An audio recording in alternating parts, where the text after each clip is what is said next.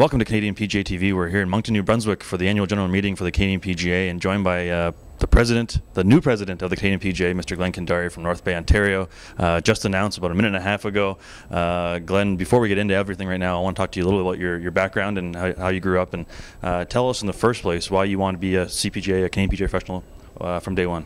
Yeah, thanks, Jeff. I can remember clearly back when I was a kid in North Bay at Pino Park Golf Course where I grew up. I had a sort of executive course there, and I can always remember being a junior in the pro shop, and my pro at the time, who ironically now sits on our board, Jeff Rogerson, had a great big wooden sort of Canadian PGA crest or logo behind the counter, and I still have that vivid memory of how cool it would be if I was older to sort of have that type of thing in my house or in my life type thing, and so that really kind of spurred me on, and like people like Jeff inspired me to stay involved in golf, and it's kind of transpired to this.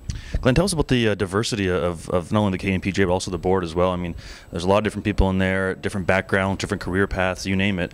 Tell us a bit about how that all works. Yeah, I think it's one of our strengths of our board right now, and frankly, the number of past presidents, more recently, has been extremely diverse, and I think that speaks to the membership in terms of understanding their employment plight.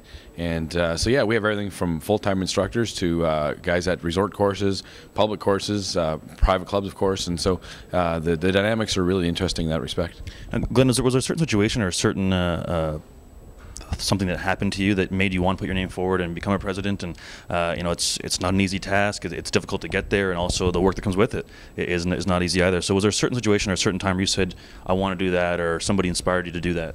Yeah, I can remember actually when I was just an apprentice at our annual general meeting for the Northern Ontario Zone, and at that time the executive director was sort of going around touring the country, and she had, Danielle had said, if you want to be involved in your association, never be afraid to call, and that kind of spurred me on a little bit, and so I did. I picked up the phone and called the national office and asked, what could I do to help out, and I sat on some committees in the beginning, and that developed into sitting as the national rep for Northern Ontario, and fortunately I was able to earn their trust and their confidence to become the national rep, and it's again, it has transpired here. So to have that same confidence of not only our national board but of the membership is it's so exciting for me. Speaking of the membership, do you think you bring a little bit of a different angle somewhat that with your involvement with the education program? You've had a chance to literally almost meet every single young apprentice in the association. They're going to see you on this video, they're going to see you out there, and they know who you are, they met you before. Is that going to help you in being the president? Yeah, I hope so. I mean, it's it's one of the things I bring to the table. Is the fact is being able to travel around the country, either in development or delivery of education, and to that end, I've met, like you said, hundreds of the apprentices, and I feel like I really have a sense of what they're trying to do in their career as a whole, and what we can do as an association to support them in terms of sort of living a better life, earn a better living, and we've been talking a lot about that lately, and it's important. I think at the end of the day, the Canadian PGA is all about employment, and we have to figure out how to get guys jobs, get more jobs, and figure out how to make more money at those jobs. So that's very much our focus for the last year or two, and it will continue as we go ahead. And out of that has fallen great partnerships with national golf course owners, RCGA, Golf Canada, and all with that end result in mind of the membership earning a living. Glenn, final question.